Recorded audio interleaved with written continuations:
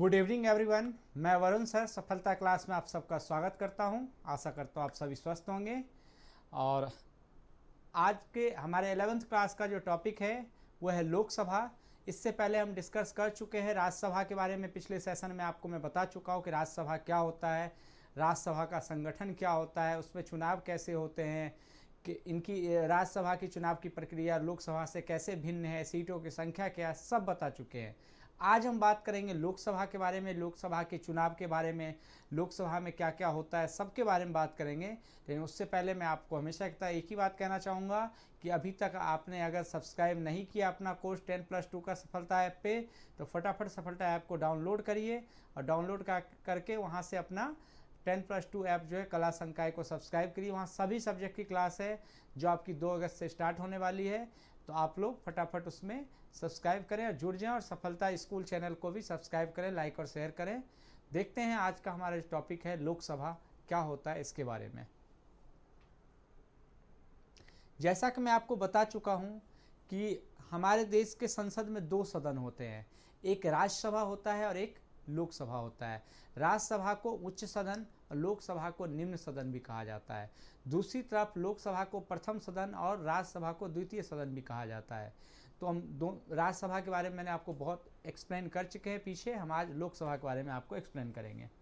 लोकसभा निम्न सदन या प्रथम सदन कहलाता है और लोकसभा के सदस्यों का चुनाव प्रत्यक्ष स्तर पर जनता के द्वारा सार्वभौमिक वयस्क मताधिकार प्रणाली से होता है। हम जब चुनाव चैप्टर आपको पढ़ाए थे उसमें हमने बताया था कि चुनाव कितने प्रकार का होता है। एक प्रत्यक्ष होता है, अप्रत्यक्ष होता है, ठीक है, साधारण बहुमत वाला चुनाव या विशेष बहुमत वाला चुनाव, सब बताए थे। तो ये साधारण बहुमत वाला चुनाव है और जनता के द्वारा सीधे तौर पे ये चुने जाएंगे। ठीक है, जो जनता जो है वो सीधे अपने प्रतिनिधियों को चुनेगी और प्रतिनिधियों को साधारण बहुमत द्वारा चुन लेगी। अगर उसको सबसे ज़्यादा वोट जिसको आएगा वही जीतता है। इसमें किसी प्रकार की कोई सीमा नहीं होती कि आपको इतने % वोट चाहिए या पहली वरीयता के वोट चाहिए, दूसरी चाहिए, कोई डिफ़िकल्टी नहीं है। और मैंने आपको बताया भी था कि ऐसा क्यों हुआ था, क्योंकि उसमें जब आज़ादी हमें मिली थी तो हम बहुत पिछड़े हुए थे। इतने ज़्यादा हमारे शिक्षित भी हम लोग नहीं थे कि हमें पता कर सके कि अलग अलग चुनाव प्रणाली क्या होता है। तो सबसे सिंपल चुनाव प्रणाली हमें ये लगी और हमने इसी को अपनाया था। के आधार पर किया जाता है। इसमें प्रत्येक व्यक्ति के मत का मूल्य दूसरे व्यक्ति के मत के मूल्य के समान होता है। ठीक है, प्रत्येक वोट देने वाला व्यक्ति का वोट बराबर होता है इसमें। जबकि हम देखे थे जैसे आप पिछले कल के सेशन में कि राष्ट्रपति का जो चुनाव होता है एकल संक्रमणीय मत प्रणाली से, उसमें हर किसी का वोट बराबर नहीं होता है। सबकी वोट का जो अपना वजन होता है वो अलग अलग होता है। उसकी वोट की काउंटिंग में उसकी गिनती अलग तरीके से की जाती है। लेकिन यहाँ नहीं होता, यहाँ सबका वोट इक्वल है। कोई असम से है उसका भी वोट उतना होगा, कोई उत्तर प्रदेश से है उसका भी वोट उतना ही होगा। सबके वोट की कीमत एक ही होती है। लोकसभा चुनाव में पूरे देश को और राज्यसभा चुनाव में पूरे राज्य को लगभग समान जनसंख्या वाले निर्वाचन क्षेत्र में बांट दिया जाता है। ठीक है, लोकसभा में पूरे देश के क्षेत्र को बांटते हैं, जबकि राज्यसभा की सीटें सिर्फ निर्धारित की जाती है किस राज्य से कितने राज्यसभा के सीट होंगे। और उसकी प्रक्रिया हमने आपको बताई थी कि 6 साल का कार्यकाल होता है, लेकिन एक साथ 6 साल बाद सभी रिटायर होकर नए चुनाव नहीं होते, जैसे लोकसभा में 5 साल बाद होता है।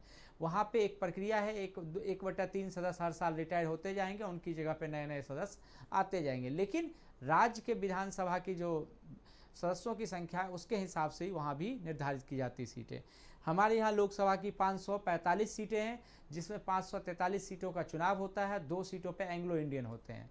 ये बात भी मैंने आपको बताई थी। लेकिन एंग्लो इंडियन के बारे में मैंने बताया था, ये वो होते हैं जो भारत में जिनकी संख्या बहुत कम है, चाहे पारसी हो गए और कोई अलग समुदाय के लोग हो गए, उनमें से किसी को चुना जाता है। लेकिन इस लोकसभा में 2019 के चुनाव में अभी तक एंग्लो इंडियन को नहीं चुना गया है, क्योंकि सरकार का कहना है कि अब एंग्लो इंडियन समुदाय के लोग हैं ही नहीं, बहुत कम हैं, तो उनको प्रतिनिधित्व देना सही नहीं है। उनको अलग अलग तरीके से प्रतिनिधित्व दिया जा चुका है। तो इसका अभी बिल पास नहीं हो पाया है, काफ़ी कॉन्फ्लिक्ट चल रहा है पक्ष विपक्ष में, तो फिलहाल पेंडिंग है। और इस लोकसभा में अभी तक आपको क्या हुआ है कि एंग्लो इंडियन समुदाय से किसी को नहीं चुना गया है। आगे देखिए लोकसभा की संरचना क्या है। लोकसभा की संरचना में लोकसभा का सदस्य निर्वाचित होने के लिए न्यूनतम आयु 25 वर्ष होनी चाहिए। ठीक है, 25 वर्ष आपकी न्यूनतम आयु होनी चाहिए। 25 वर्ष से कम आयु के लोग इलेक्शन नहीं लड़ सकते हैं।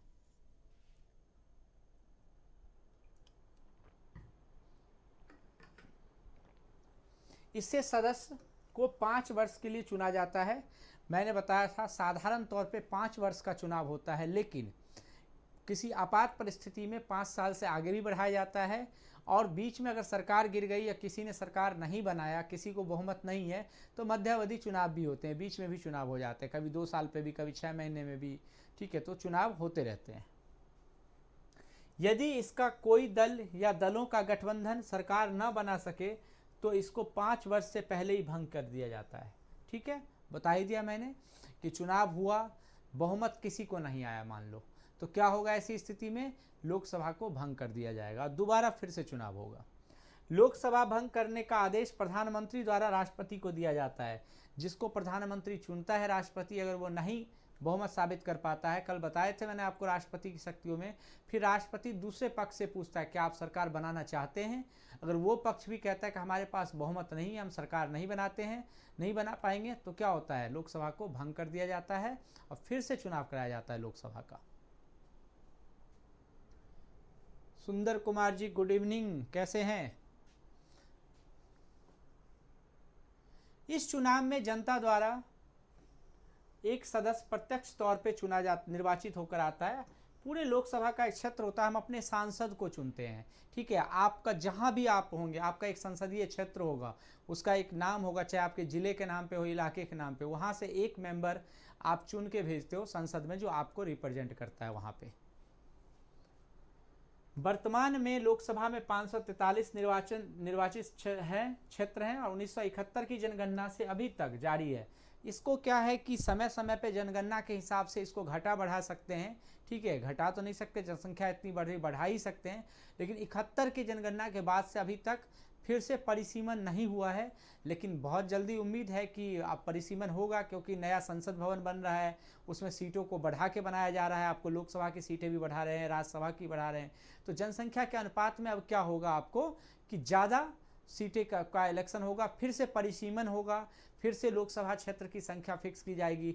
अगर 543 है तो हो सकता है 700 हो जाए, 750 हो जाए। राज्यसभा अगर 245 है तो वो हो सकता है 400 हो जाए, तो बढ़ेगा, जनसंख्या के अनुपात के हिसाब से उसे बढ़ाना पड़ेगा समय के साथ। फिलहाल 543 है। हाय अभिषेक शुक्ला। लोकसभा में एंग्लो इंडियन समुदाय के प्रतिनिधित्व को सुनिश्चित करने हेतु राष्ट्रपति लोकसभा में 2 एंग्लो इंडियन को मनोनीत करता है। मैंने आपको बताया कि 545 पूरे सदस्य होते हैं लोकसभा में, 2 एंग्लो इंडियन उसमें होते हैं, 543 का चुनाव होता है। लेकिन इस बार 19 में, ये जो 2019 में जो चुनाव हुआ है आपका, उसमें अभी तक एंग्लो इंडियन को राष्ट्रपति ने मनोनीत नहीं किया है, क्योंकि राष्ट्रपति अपने मन से मनोनीत नहीं करता है। उसके लिए भी प्रधानमंत्री अपनी मंत्रिपरिषद की सलाह से उसको सलाह देता है किसको करना है। तो अभी तक प्रधानमंत्री ने दिया नहीं है ऐसा, इसलिए ऐसा हो नहीं पाया है, ये अभी पेंडिंग चल रहा है। लोकसभा की शक्तियां, लोकसभा क्या कर सकता है, ठीक है। तो सबसे पहले आपको बताया था मैंने, जब संघवाद हम पढ़ रहे थे, कि राज्य और जो हमारा केंद्र सरकार है और राज्य सरकार है, दोनों के बीच कोई मतलब संघर्ष ना हो, किस मुद्दे पे कौन कानून बनाएगा, कौन सा मुद्दा किसके पास रहेगा, कौन सा विभाग। तो हमारा संविधान 3 टुकड़ों में बांटता है काम को। एक संघ सूची, जिसमें सेंट्रल सरकार बनाती है, केंद्रीय सरकार कानून बनाती है। एक राज्य सूची, जिसमें राज्य सरकार बनाएगी। एक समवर्ती सूची, जिसमें दोनों बना सकती है। लेकिन अगर एक ही विषय पे दोनों ने कानून बना दिया तो वो केंद्र सरकार का कानून मान्य माना जाएगा, क्योंकि वो उसका सीनियर है वो। तो लोकसभा का पहला काम है कानून बनाना, देश के लिए कानून बनाना, कानून में संशोधन करना, नए नियम लाना, ठीक है। और भी बहुत सारे काम है, तो लोकसभा के सभी काम के बारे में जानेंगे, ठीक है। आप लोग फटाफट से सफलता ऐप को डाउनलोड करके उसमें जाके कला संकाय में अपने आप को सब्सक्राइब करें, फ्री है बिल्कुल आपके लिए। वहाँ सारे नोट, पीडीएफ, टेस्ट वगैरह सब होंगे, और हमारा 11th 12th सबका क्लास चलेगा वहाँ पे। तो सभी लोगों को बताएं, रिजल्ट जब आएगा, जिसका आ गया ठीक है, नहीं आया है वेट नहीं करना है, पढ़ाई स्टार्ट कर दो आप लोग। गुप्ता शालिनी नमस्कार आपको भी। संघ सूची और संवर्ती सूची के विषयों पर कानून बनाती है ये, ठीक है। संघ सूची चूंकि सेंट्रल का है, संवर्ती दोनों का है, तो उस पर भी कानून बनाती है। धन विधेयकों और सामान्य विधेयकों को प्रस्तुत करती है। पारित करती है। मैंने आपको कल भी बताया कि आगे आने वाली क्लासों में आपको पूरा एक स्ट्रक्चर बताने वाले हैं कि कानून ये बनता कैसे है। सीधा कानून संसद के पटल पे नहीं जाता है, कितनी प्रक्रियाओं से गुजर कर कानून बनता है। ये धन विधेयक क्या होता है, साधारण विधेयक क्या होता है, सबके बारे में जानेंगे। बहुत मजा आने वाला है, क्योंकि 11th क्लास का जो नागरिक शास्त्र है आपका, वो आपको पूरे देश का ज्ञान देता है कि देश कैसे चलता है। तो आप लोग बने रहिएगा और सफलता स्कूल चैनल को भी सब्सक्राइब और शेयर करते रहें इसको। कर प्रस्तावों, टैक्स क्या लगाना है, बजट बनाना, वार्षिक वित्तीय वक्तव्यों को स्वीकृति देना, प्रश्न पूछकर, पूरक प्रश्न पूछकर, प्रस्ताव लाकर अविश्वास प्रस्ताव के माध्यम से कार्यपालिका को नियंत्रित करती है। पूरे देश के सिस्टम को नियंत्रित ये संसद ही करती है। ठीक है, सरकार जहां एक और कानून बनाती है, एक और अपना पूरा रिपोर्ट देती है, बजट बनाती है, वहीं विपक्ष का काम होता है सरकार की गलतियों को सदन में उठाना, काम रोको प्रस्ताव लाना, अविश्वास प्रस्ताव लाना, अलग अलग प्रस्तावों से सरकार को घेरते रहना, उसकी आलोचना करना, कहीं कुछ गलत है उसकी ओर ध्यान आकृष्ट कराना। तो ये एक स्वस्थ लोकतंत्र की परंपरा है जो चलती है। वो बात अलग है कि अभी नहीं चलती है, बहुत समय खराब होता है, देश का बहुत पैसा चला जाता है, वहाँ से वाद विवाद में समय निकल जाता है, जनता के काम की कुछ बात हो नहीं पाती है। लेकिन लोकसभा जो है एक स्वस्थ, कहते हैं, लोकतंत्र के लिए बहुत ज़रूरी है। वहाँ पे कि बहस हो, किसी भी मुद्दे पे खुल के बहस हो, पक्ष में हो विपक्ष में हो, तभी तो नए विचार आएंगे। तो इसके लिए लोकसभा काम करती है वहाँ पे। आवाज़ बढ़ा दें, ठीक है, आवाज़ तो यहाँ से फुल है बाबू, हो सकता है नेटवर्क का कुछ इशू हो रहा हो, ऐसा मैं कोशिश करता हूँ। ठीक है, सॉरी। एवं संविधान में संशोधन करती है, आपातकाल की घोषणा को स्वीकृत भी लोकसभा ही देती है। ठीक है, संविधान में जो पहले से ही कानून बने हुए हैं, पहले से जो कानून बने हुए हैं उसमें भी संशोधन किया जाता है। ठीक है, उसकी प्रक्रिया क्या होती है वो भी हम जानेंगे आगे क्लासों में कि संविधान में संशोधन की क्या प्रक्रिया होती है। पूरी प्रक्रिया के बारे में पढ़ेंगे हम लोग। लोकसभा कार्यपालिका को राज्यसभा की तुलना में कारगर ढंग से नियंत्रित रख सकती है। ठीक है, राज्यसभा भले ही उच्च सदन हो, लेकिन महत्व लोकसभा का ज़्यादा होता है। क्यों? लोकसभा के मेंबर सीधे जनता से चुन के आते हैं और जनता के प्रति उत्तरदायी होते हैं। उनको जनता के हित का काम वहाँ पे करना पड़ता है, नहीं करेंगे तो अगली बार वो चुन के नहीं आएंगे। और जनता से सीधे जुड़े हुए होते हैं तो जनता के प्रति जवाबदेह भी वही होते हैं। जनता अपने उसी प्रतिनिधि से सवाल पूछ सकते हैं, राज्यसभा के प्रतिनिधि से नहीं पूछ सकती है। तो लोकसभा को राज्यसभा की अपेक्षा ज़्यादा शक्तियाँ प्राप्त हैं। हम आगे बताएंगे आपको, कोई कानून अगर लोकसभा पास कर दे, राज्यसभा नहीं पास करे तो क्या होता है, किस प्रक्रिया से फिर पास कराया जाता है। तो सबकी शक्तियों के बारे में हम लोग जानेंगे। क्योंकि राज्यसभा की अपेक्षा लोकसभा को अधिक शक्ति प्राप्त होती है, इस प्रकार लोकसभा के सदस्य प्रश्न, पूरक प्रश्न, काम रोको प्रस्ताव आदि द्वारा मंत्रिपरिषद पर नियंत्रित रखते हैं। बता ही दिया कि विपक्ष कैसे आलोचनाओं के द्वारा सरकार को घेरती है, सरकार से जवाब मांगती है हर चीज का। लोकसभा के सदस्य अविश्वास प्रस्ताव पास कर मंत्रिपरिषद को पदच्युत कर सकते हैं। ठीक है, अगर मान लो विपक्ष ने अविश्वास प्रस्ताव लाया कि सरकार के पास बहुमत नहीं है, अगर विपक्ष जीत गया और सरकार के पास सच में बहुमत नहीं हुआ तो पूरी सरकार को इस्तीफा देना पड़ेगा। ठीक है, फिर नई सरकार बनेगी वहाँ पे। उसके कार्यों की आलोचना कर सकती है। राज्यसभा की अपेक्षा लोकसभा कार्यपालिका पर इसलिए भी प्रभावी ढंग से नियंत्रण कर सकती है क्योंकि लोकसभा में जनता द्वारा चुने प्रतिनिधि होते हैं। ये मैंने आपको बता ही दिया, जनता द्वारा चुना हुआ होगा तो जनता के प्रति ज़्यादा जवाबदेह होगा, उसको जनता के प्रति ज़्यादा अकाउंटेबल होना पड़ेगा। लोकसभा के प्रतिनिधि जनता से सीधे जुड़े होते हैं, इसलिए वह जन आकांक्षाओं और जनता के हितों एवं सुख दुख से भली भांति परिचित होते हैं। ठीक है, इतना बड़ा हमारा देश है, कहते हैं ना अनेकता में एकता है, हर जगह भौगोलिक स्थिति अलग है, सांस्कृतिक स्थिति अलग है। ऐसी स्थिति में जो वहाँ से जुड़ा हुआ प्रतिनिधि होगा, जो वहाँ का होगा, उसी को पता होगा कि उस क्षेत्र की क्या समस्याएं हैं। तो वो संसद में अपने क्षेत्र की समस्याओं को उठा सकता है, अपने बारे में प्रश्न पूछ सकता है, अपने क्षेत्र के बारे में, अपने क्षेत्र के विकास में अग्रणी भूमिका निभाता है। इससे लोकसभा के मेंबर राज्यसभा के मेंबर की तुलना में ज़्यादा शक्तिशाली होते हैं। जनता को अपने चुने हुए प्रतिनिधियों से अधिक अपेक्षा होती है और यदि ये प्रतिनिधि जनता की इच्छाओं के अनुसार कार्य नहीं करते हैं तो जनता उन्हें अगले चुनावों में विजयी नहीं बनाती है। मैंने पहले बताया कि जनता से सीधे जुड़े हुए हैं, अगर जनता की अपेक्षाओं पे खरे नहीं उतरेंगे तो अगले चुनाव में नहीं जा सकते। तो बहुत सारे ऐसे सांसद विधायक होते हैं दर्शन भी नहीं देते 5 साल जीतने के बाद, तो फिर अगली बार वो चुनाव में नजर ही नहीं आते, अपने आप जनता उन्हें हराने का काम करती है। तो यही हमारे स्वस्थ लोकतंत्र की परंपरा है। यहाँ पे आगे देखें लोकसभा की विशेष शक्तियाँ, ठीक है, और क्या क्या शक्तियाँ हैं। राज्यसभा की तरह लोकसभा की विशेष शक्तियाँ भी, जैसे धन विधेयक केवल लोकसभा में ही प्रस्तुत किया जा सकता है तथा लोकसभा उसमें संशोधन या अस्वीकृत कर सकती है।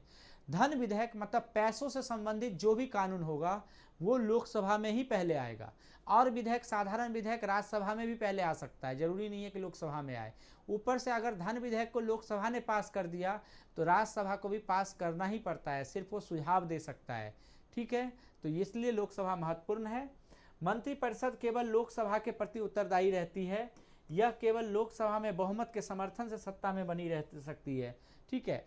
किसी पार्टी को लोकसभा में बहुमत है और राज्यसभा में नहीं है तो उससे कोई फर्क नहीं पड़ता, लोकसभा का बहुमत ही सरकार बनाता है और मंत्रिपरिषद लोकसभा के प्रति उत्तरदायी है। अगर लोकसभा का बहुमत नहीं है उसे तो वो उसे इस्तीफा देना पड़ेगा। राज्यसभा में कितनी भी सीटें हैं उससे फर्क नहीं पड़ेगा। हाँ, अगर कम सीटें हैं तो कानून पास कराने में बार बार अड़चन आएगी, प्रॉब्लम्स होगी, ठीक है, लेकिन सरकार बनी रहेगी, सरकार पे कोई भी असर नहीं होगा। शुभम सिंह नमस्कार, कैसे आप लोग? सबने सफलता ऐप को डाउनलोड करके सब्सक्राइब कर लिया 10+2 का अपना ऐप, अपना कोर्स को, क्योंकि 2 तारीख से आपकी जो लगातार क्लास चलेगी सभी सब्जेक्ट की चलेगी।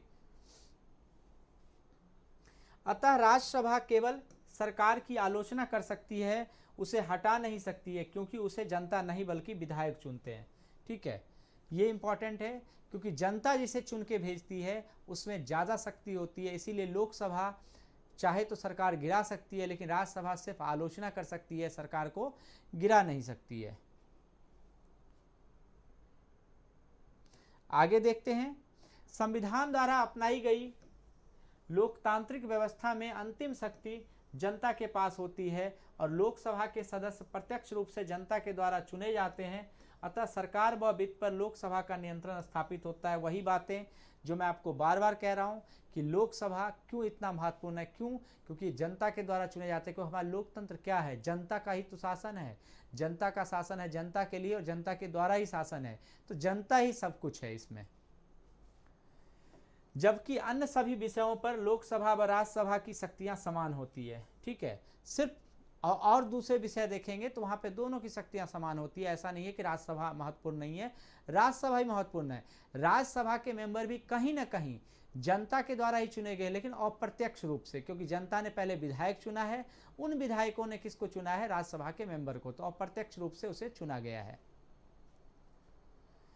जैसे कि सामान्य और संवैधानिक विधेयक को पारित करना, राष्ट्रपति का महाभियोग लगाना, उपराष्ट्रपति को सत्ता से हटाना, ये जितने हैं, चाहे सुप्रीम कोर्ट के न्यायाधीश पे महाभियोग लगाना, इन सब में लोकसभा और राज्यसभा की शक्तियां बराबर होती है, इसमें अलग अलग शक्तियां नहीं है।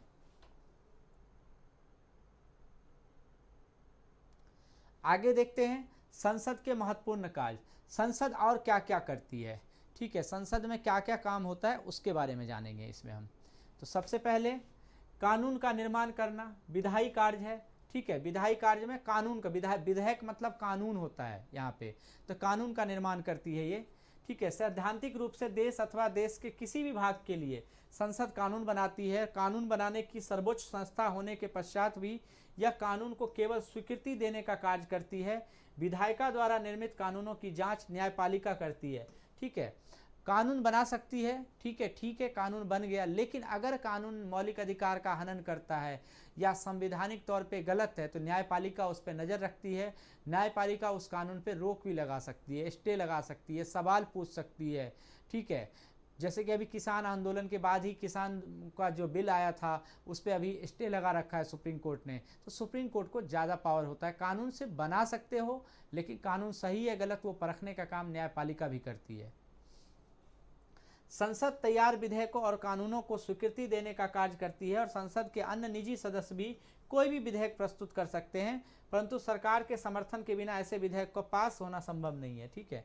देखो, नॉर्मल तौर पे आपको ये बताया जाता होगा पढ़ते हुए, कानून बनाना सरकार का काम है, ठीक है, लेकिन लोकसभा और राज्यसभा का कोई भी मेंबर अपने तरफ से भी कोई कानून प्रस्तुत कर सकता है, इसको प्राइवेट बिल कहते हैं।